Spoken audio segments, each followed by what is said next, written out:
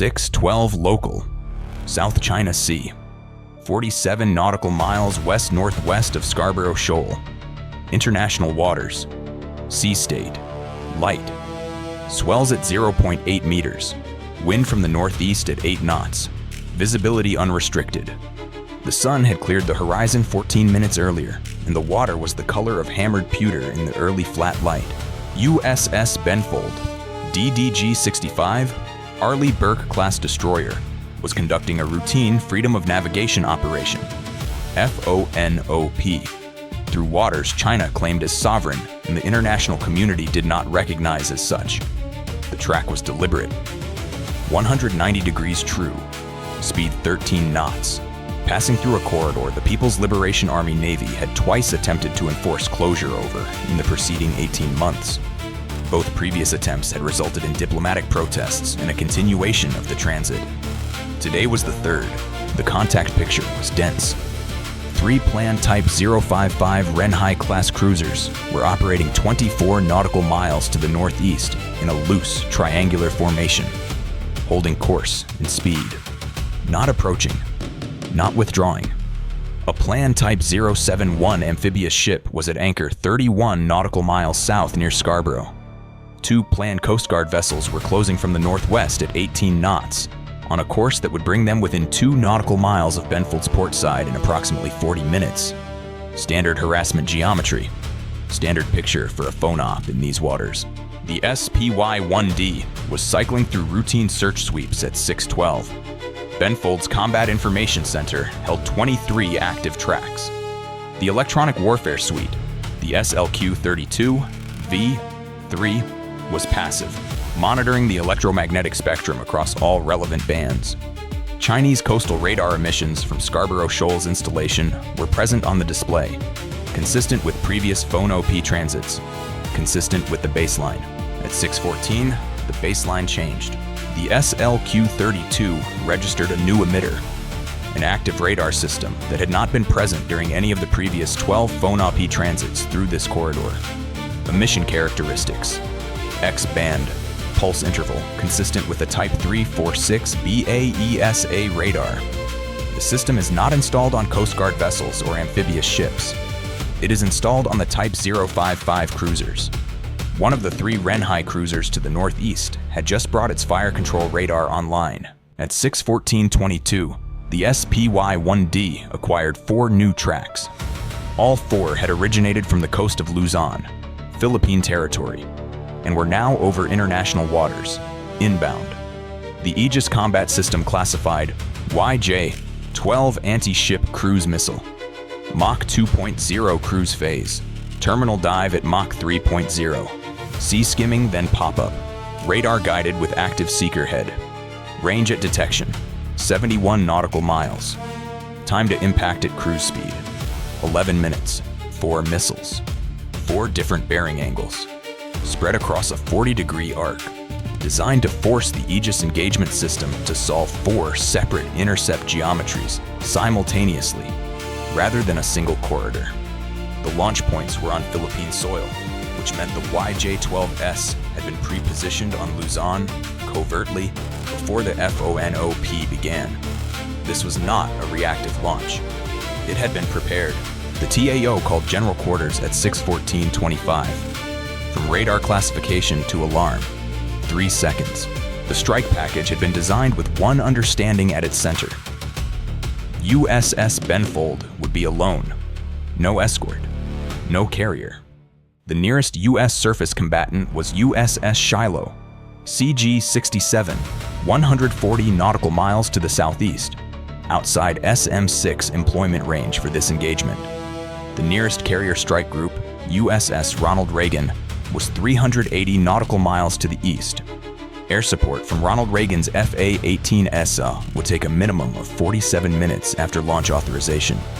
Benfold, the planned planning cell had calculated, would face 4 YJ-12S with its own systems and nothing else. The calculation was not wrong. It was incomplete. The plan's operational logic was coherent.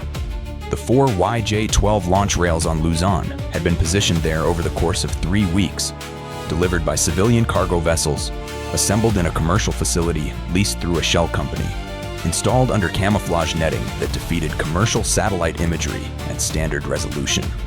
The detection of the Type 346B radar emission was deliberate, a signal that the launch was authorized, not an intelligence failure. The plan wanted Benfold's crew to know what was coming. The 11 minutes between detection and impact were not a gift. They were a statement. The targeting solution for all four YJ-12S had been computed using the Type 055 fire control radar's track data on Benfold. 11 minutes of lock-on at 71 nautical miles. The spread geometry? 40-degree arc, 4 separate approach corridors, was designed to saturate Benfold's SM-2 and SM-6 engagement capacity by forcing the fire control system to manage 4 simultaneous tracks rather than a single thread axis. The operational assessment was that Benfold could achieve high-confidence intercepts on 2 YJ-12S. The other 2 would reach the ship. The planning cell accepted 2 hits as the operational outcome. The YJ-12 carries a 205-kilogram warhead. 2 warheads against an Arleigh Burke-class hull would, by their damage modeling, remove the ship from operational service for a minimum of 8 months. A U.S. destroyer rendered inoperable for 8 months during a Taiwan contingency window was, in their strategic calculus, worth the exposure of the Luzon installation. They were wrong about the intercept count. Benfold's ILS held 96 cells. Loadout for this: FONOP, 32 SM6, 24 SM2MR, Block 3B, 16 ESSM quad-packed, 24 Tomahawk, 4 cells reserved. The TAO designated all 4 tracks as priority 1 simultaneously at 6:14:31, 6 seconds after alarm. Aegis computed engagement solutions within 2.1 seconds. The engagement geometry was demanding.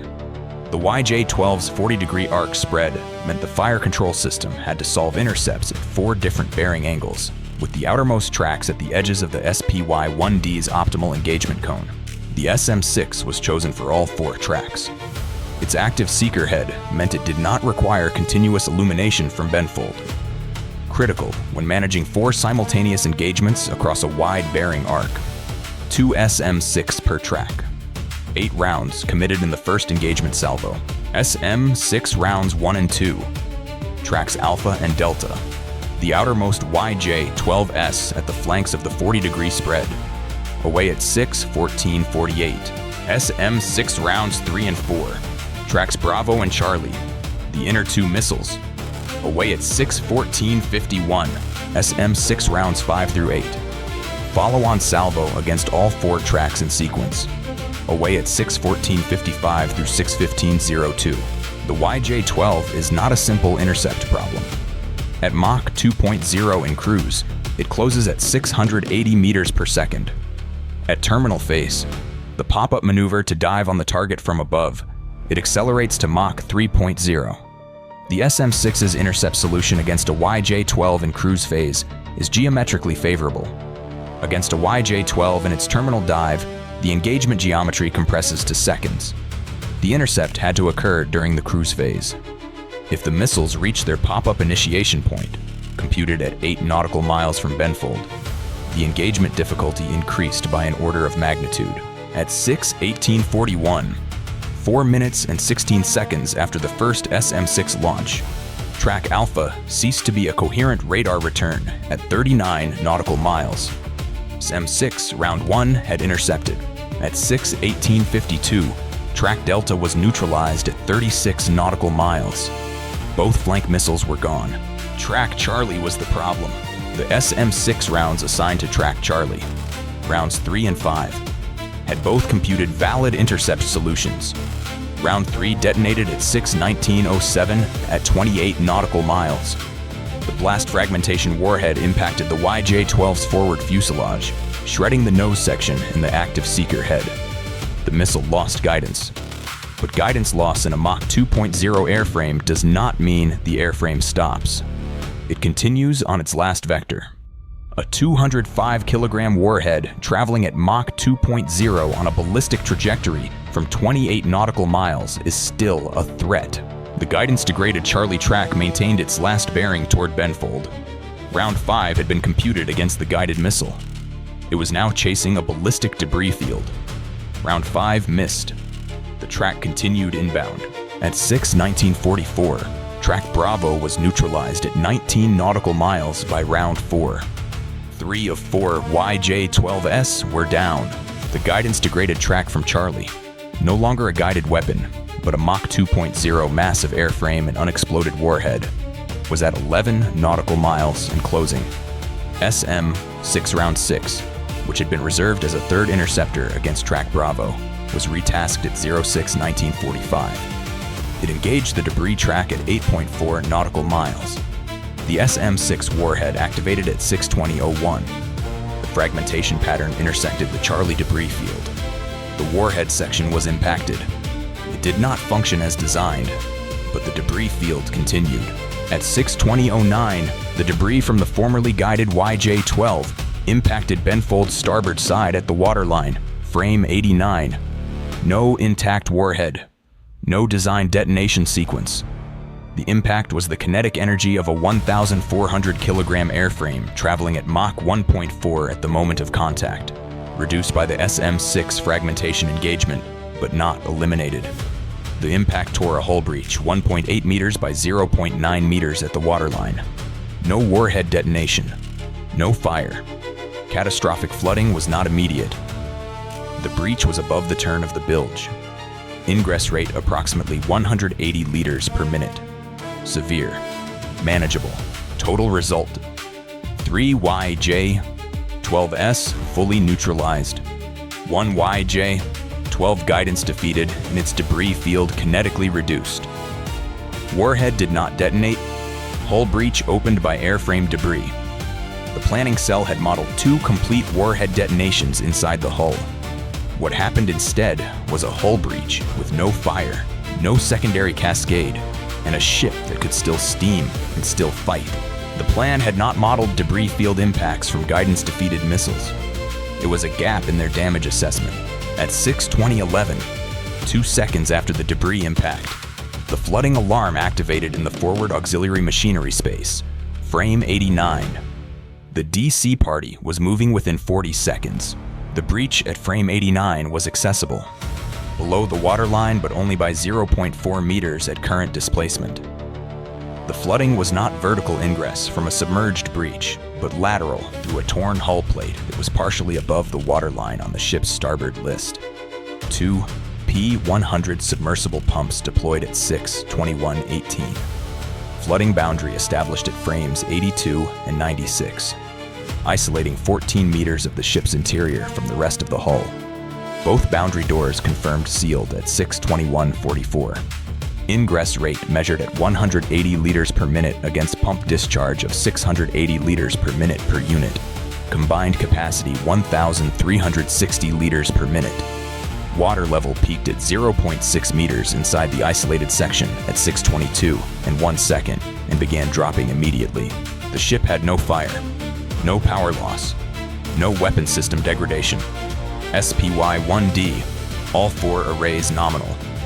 VLS, 80 cells remaining after the engagement salvo, including the full Tomahawk complement and retained ESSM inventory. Propulsion, 4 LM, 2500 turbines online, both shafts turning. Speed maintained at 13 knots during the engagement and unchanged after the debris impact. Benfold had absorbed the debris field of a guidance-defeated YJ-12 at Mach 1.4. She had a hull breach at frame 89. She was operational. The DC team lead reached the breach at 6:21:08. The hull plate had been torn inward. The breach edge was jagged, bent into the compartment. Water was entering in a pressurized stream at 0.4 meters above deck level. The compartment had no personnel assigned during general quarters. It was unoccupied. The petty officer who entered first had a portable battle lantern and a pump inlet. He placed the pump inlet and climbed out. The pump did the rest. The water level was dropping before the second DC team member reached the compartment hatch. At 6:23 and 12 seconds, 3 minutes and 1 second after the debris impact, the DCA reported to the captain. Hull breach frame 89, starboard waterline. Flooding, controlled, boundary sealed, pumps operating, water level declining. No fire, no power loss. All weapons systems nominal. Ship status operational, the captain acknowledged. He transmitted the engagement report to 7th Fleet at 6:23:45. The report included a request: authorization to respond. The plan had made a strategic assumption when the YJ-12S launched from Luzon at 6:14. The assumption was that if the engagement failed to sink or disable Benfold, there would be a period of diplomatic assessment before any kinetic response. The precedent set by previous incidents in the South China Sea suggested the U.S. would respond through diplomatic channels first, military options second. The plan's response planning was built around a minimum 4 to 6 hour diplomatic window before any credible military action. That assumption was about to cost them their Luzon installation and everything associated with it. 7th Fleet authorized the response at 6:28:11, 9 minutes and 54 seconds after debris impact. The authorization was preceded not by diplomatic consultation, but by a parallel intelligence product. The NRO had maintained satellite coverage of the Luzon installation since its construction. The moment the YJ-12 launches were confirmed, the installation's coordinates, already in the target database, were transmitted to strike assets pre-positioned for exactly this contingency. USS Shiloh, CG-67, 140 nautical miles to the southeast, had been tracking the engagement on data link. Its Tomahawk inventory was loaded and the target coordinates received at 6:28:19. Mach. USS Ronald Reagan's air wing had been at condition 3. Pilots in cockpits, engines not turning, since Benfold entered the FONOP corridor at 4:30. Reagan was 380 nautical miles east. F/A, 18E/F, Super Hornets at military power. The transit time was 48 minutes. The wing had been told to expect a potential employment order when the FONOP began. The order came at 6:28:30, T+0. Debris impact on Benfold, 6:20. T+9 minutes.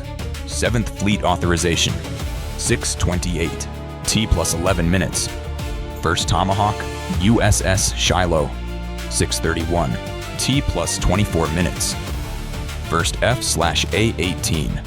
E/F wheels up from Reagan, 6:44. T+47 minutes.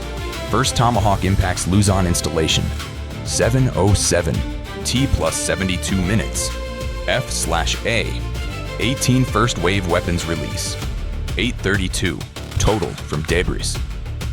Impact to first adversary installation, neutralized, 47 minutes. First Tomahawk, USS Shiloh, VLS Cell 7, 6:31. Cost, $1.87 million. Target, the YJ-12 launch facility on Luzon. The hardened shelter structure containing the 2 remaining unfired launch rails, their reload supply, and the command and control equipment that had coordinated the engagement. Flight path, terrain following at 30 meters altitude, 140 nautical miles, 10 minutes. Running response cost, $1.87 million. Tomahawks 2 through 6. Additional strike packages against the Luzon facility, launch rail structures, propellant storage, radar integration equipment, the access road and fuel depot supporting the installation. Running cost, $11.2 million. Tomahawks 7 through 12. Tasked against a secondary planned coastal radar installation on Luzon's western coastline. The over-the-horizon targeting radar that had been providing Benfold's position data to the YJ-12 guidance system throughout the FONOP transit. 6 rounds, 2 per radar installation. Running cost, $22.4 million. The F/A-18E/F formations launched from Reagan in 3 ship elements, 2 elements simultaneously from port and starboard bow catapults. Weapons load, JSOW glide munitions and JDAM packages. Targets. The Type 055 fire control radar installation had been the enabling node for the entire engagement. The Type 346 BAESA system had provided terminal targeting data for the YJ-12 guidance packages. The 3 Renhai cruisers were outside U.S. rules of engagement for direct engagement. They had not fired and were in international waters. But the Luzon installation and all supporting infrastructure were within the authorized response package. Running cost at first, Tomahawk impact. $22.4 million against an estimated $1.8 billion in adversary installation value. The pre-positioned launch system, the supporting radar infrastructure, the covert logistics network that had placed the missiles on Philippine soil, the intelligence and targeting equipment, 707, Luzon primary installation, 4 Tomahawks in sequence, 6-second intervals. The first round impacted the hardened shelter containing the 2 unfired YJ-12 launch rails. Secondary detonation. The unfired missile's propellant ignited in a chain that MQ-4C Triton surveillance at 55,000 feet altitude captured as a sustained thermal bloom, lasting 91 seconds. The 2 remaining launch rails ceased to exist at 7:07:34. Rounds 2 through 4. The propellant storage building, the command and control shelter, and the radar integration equipment shelter. All 3 confirmed impacted by 7:08:11. The Luzon YJ-12 installation was functionally eliminated, 7:09. Western Luzon coastal radar. 2 Tomahawks against the primary over-the-horizon radar installation, both rounds on target. The radar ceased emitting at 7:09:44. A second coastal radar installation. 22 nautical miles north received its 2-round package at 7:12:18. Confirmed neutralized, 7:31. The FA-18 wave arrived at weapons release range. JSOW munitions against the road and logistics infrastructure connecting the former Luzon installation to the coast. The network of routes that had been used to covertly deliver the YJ-12 systems to their firing positions. 6 weapons, 5 confirmed impacts. 1 JSOW experienced a guidance anomaly and impacted a hillside 600 meters from its designated aim point, a bridge approach that survived the engagement. The MQ-4C Triton overhead logged 1 additional item at 7:44. The 3 Type 055 cruisers to the northeast, which had held station at 24 nautical miles throughout the engagement and its aftermath, turned northeast at 7:42 and increased speed to 22 knots. They were moving away from the FONOP corridor. They did not engage. They did not communicate on monitored frequencies. They turned and left. Not everything worked cleanly. The Luzon installation had housed 4 YJ-12 launch rails. 4 missiles had been fired. 2 unfired rails were confirmed neutralized in the primary strike. What post-strike imagery revealed was a 3rd launch rail, previously assessed as a storage component rather than an operational rail, that had been partially disassembled before the engagement. It was not in the hardened shelter when the Tomahawks arrived. Its location was assessed as unknown. A partial launcher component, missing its guidance integration module, was located by imagery 3.1 kilometers from the primary site at 0830. The guidance module was not found. The command and control shelter at the primary installation was confirmed structurally neutralized. Intelligence assessment of whether the personnel who coordinated the engagement were present at time of impact. Inconclusive.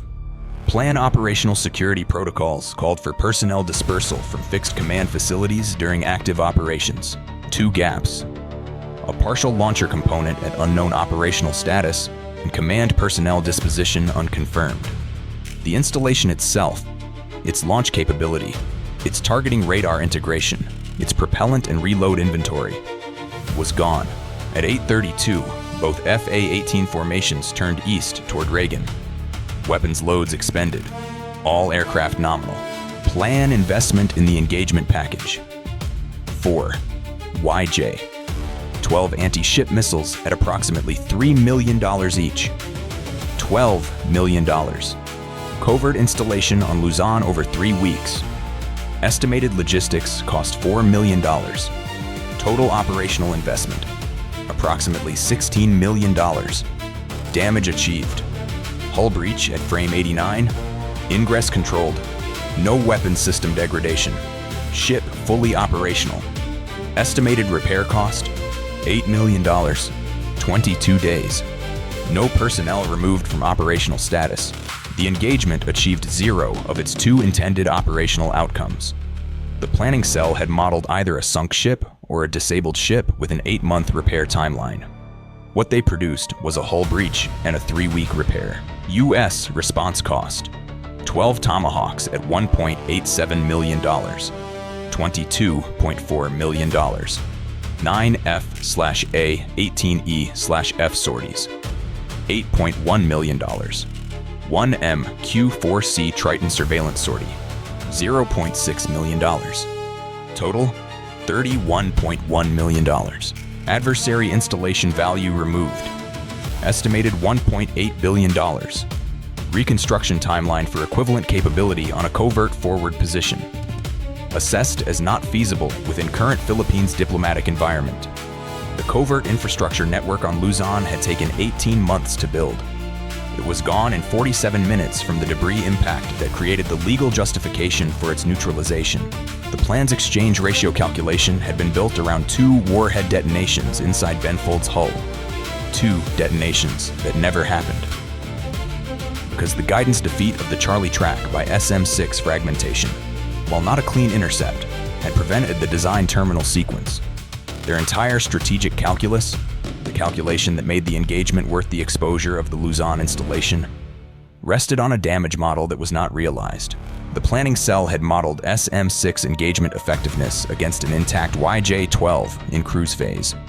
They had not modeled the Aegis system's ability to employ SM-6 against a guidance-degraded YJ-12 debris field in terminal phase. That gap, a gap in their own damage assessment, was the distance between the strategic outcome they planned and the strategic outcome they achieved. USS Benfold, DDG-65.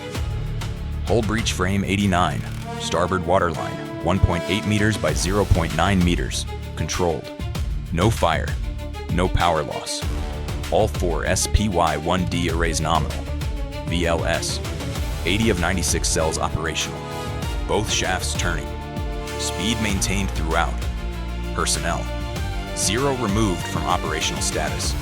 Repair estimate, $8 million, 22 days. Ship status at 800 local. Fully operational.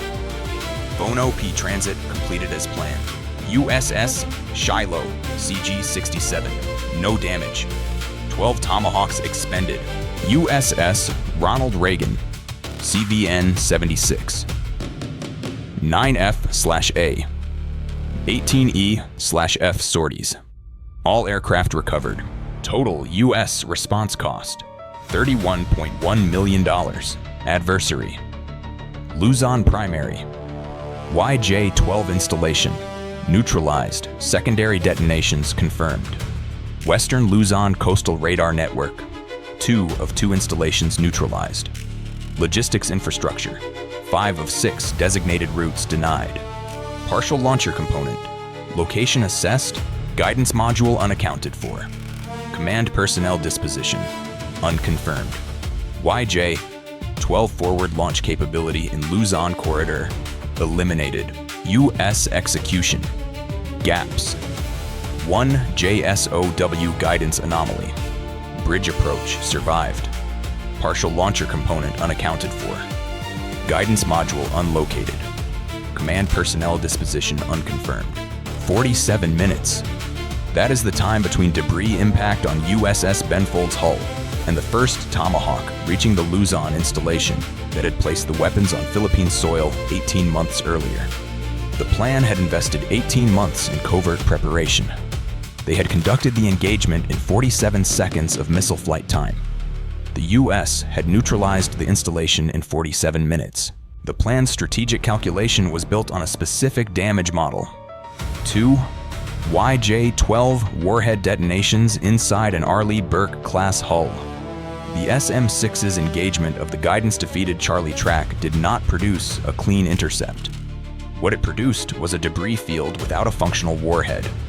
The hull breach at frame 89 was caused by kinetic impact from airframe debris, not warhead detonation. The difference between those two outcomes, in repair time, in operational availability, in strategic consequence, was the difference between the engagement the plan planned and the engagement they got. The Luzon installation is gone. The targeting radar network on the western coast is gone. The logistics network that placed 4 YJ-12S on Philippine soil is gone. USS Benfold completed her FONOP transit and is assessed as fully operational. The 3 Type 055 cruisers that provided fire control data for the engagement are 140 nautical miles northeast and moving away. The freedom of navigation operation continued as planned. The corridor is open. 1 debris impact, 1 hull breach, 1 ship that kept going, 1 installation that did not.